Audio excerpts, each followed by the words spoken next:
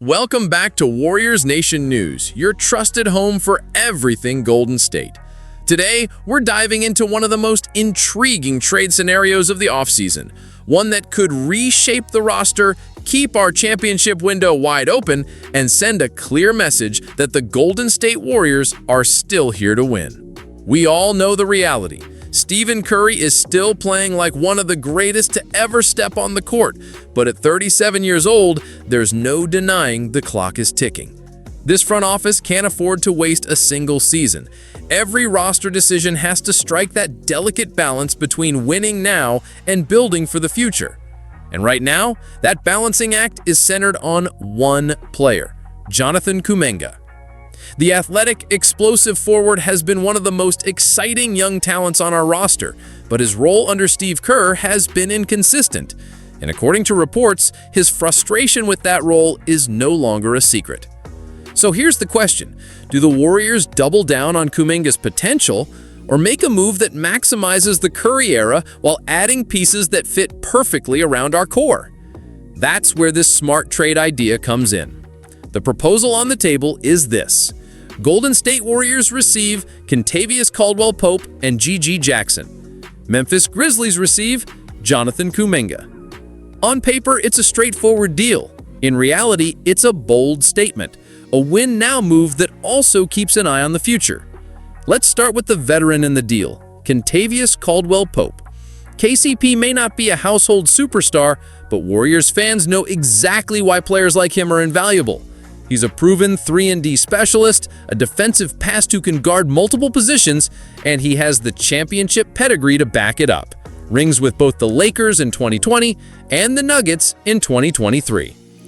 Yes, his scoring dipped last season, 8.7 points per game on 43.9% shooting, and his three-point percentage slid to 34.2%. But his impact isn't just in the box score.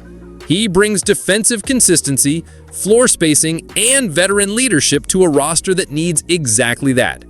Picture him next to Curry, Jimmy Butler, and Draymond Green. That's a backcourt rotation with both firepower and lockdown defense. Then there's the second piece, G.G. Jackson. At just 19 years old, Jackson is the kind of young, high-upside talent that keeps a franchise from falling off a cliff when the veterans eventually hang it up. He's long, mobile, and already showing flashes of scoring instincts beyond his years. Injuries limited him last season, but the potential is undeniable. He'd be on a rookie contract, a cost-controlled asset, which is critical with our luxury tax situation. Now, from Memphis's perspective, this deal is about betting on Jonathan Kuminga's upside. He's just 21, averaged over 15 points last season, and has the tools to be a two-way star. Pair him with Ja Morant, Desmond Bane, and Jaren Jackson Jr., and the Grizzlies could be looking at one of the most athletic, dynamic young cores in the league. But here's the thing. While Kuminga might flourish in Memphis, the Warriors need to think about winning now. KCP makes us better immediately. Jackson keeps us competitive in the future.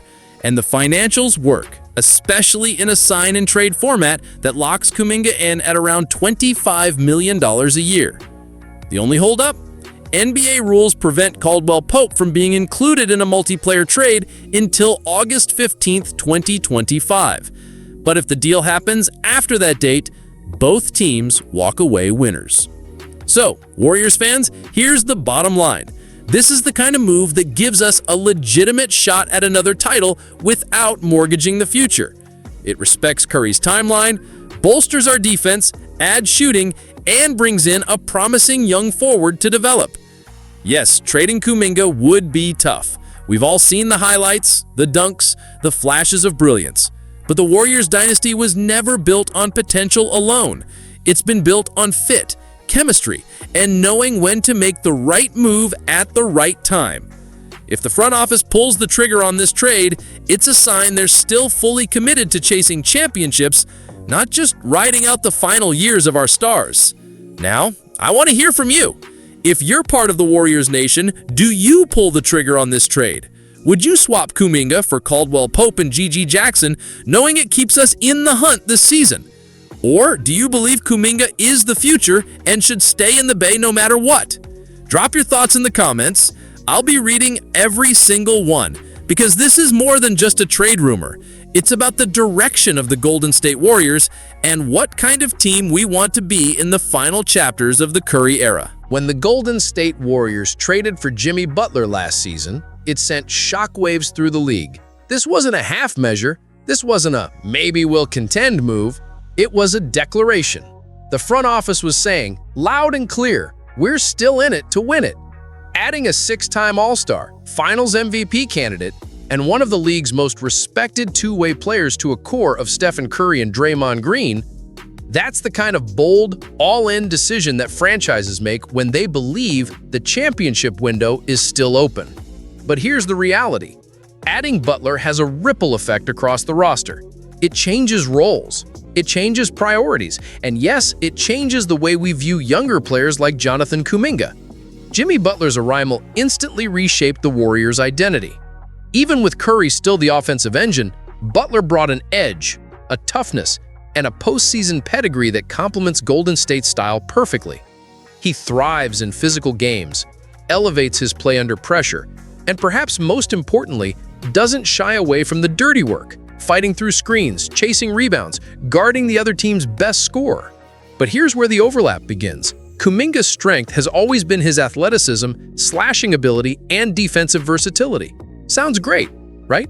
The problem is, Butler does a lot of those same things and does them at a championship-proven level. That means minutes, touches, and development opportunities for Kuminga are harder to come by. Last postseason made it even clearer. With Butler and Draymond sharing the floor, Kerr often went small, spacing the floor for Curry, Clay before his departure, and shooters like Podziemski. Kuminga's minutes became inconsistent, and according to multiple reports, frustration began to boil over. This is the critical context for trade talks. The Warriors aren't just looking at Kuminga as a player, they're looking at how he fits now in a roster already loaded with wings and forwards. Butler's presence means the Warriors can afford to prioritize complementary skill sets, like Caldwell-Pope's 3-and-D ability or G.G. Jackson's stretch 4 potential. And Butler's impact goes beyond the stat sheet. His work ethic, his intensity, and his ability to hold teammates accountable. That's exactly what a veteran locker room needs when chasing a title. We've seen too many teams waste superstar years because they lacked that internal fire. Butler ensures this Warriors team won't have that problem. The addition of Jimmy Butler has made the Warriors better, tougher, and more dangerous. But it's also forced the front office to make hard choices about the roster. And in that sense, Butler is more than just a superstar addition. He's the catalyst for moves like the potential Kuminga trade. Here's the way I see it. If the goal is to win another title before Curry hangs it up, the front office has to surround him with players who fit perfectly around Butler and Draymond's defensive backbone. That means shooting, versatility, and playoff-tested experience. But here's where you, the Warriors Nation, come in. Do you think Jimmy Butler's arrival justifies trading a young, high-upside player like Kuminga for veterans who can help right now, or should the Warriors try to keep both, building for the future while still going for it all? This isn't just a debate about a single trade.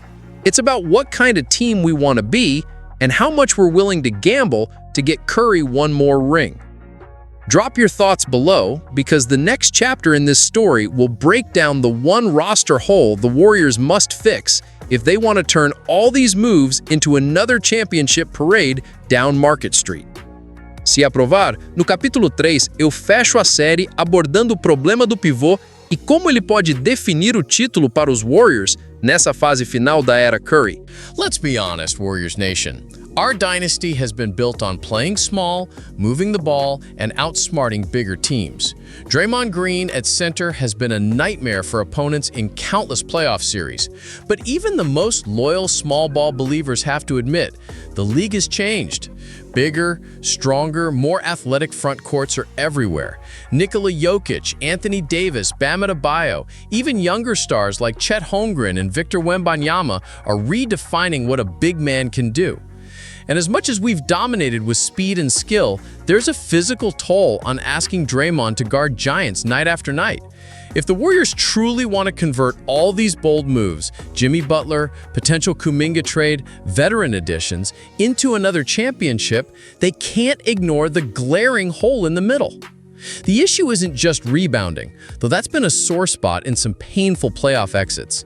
It's about having the flexibility to play any style against any opponent. Right now, our roster can match up with guards and wings better than anyone in the league. But if we run into a dominant low-post scorer or a team that pounds the offensive glass, we're forced to either double-team and risk leaving shooters open or wear down Draymond and Butler with constant physical battles inside. This is why some insiders have floated names like Nikola Vucevic, Al Horford, and even younger rim protectors who could be available through trade. Vucevic, for example, may not be an elite defender, but he brings size, rebounding, and floor spacing. Exactly the combination that could make the Warriors' offense even deadlier. Imagine Curry and Butler running pick and pops with a center who can hit from the deep while still having Draymond quarterback the defense. The counterargument is always about chemistry and pace. Adding a traditional big can slow the Warriors down. But here's the truth. The right center wouldn't change our identity, just enhance it. We don't need someone to take 20 shots a night. We need someone who can protect the rim, grab tough boards, and punish teams that think they can bully us in the paint. And don't forget the playoffs. Every championship run has those moments when the game slows down, the whistles get tighter, and every possession feels like a battle in the trenches. That's when size matters. That's when having a legitimate 5 can mean the difference between advancing or watching the finals from home. Warriors Nation, we've been blessed to watch this team defy convention for a decade.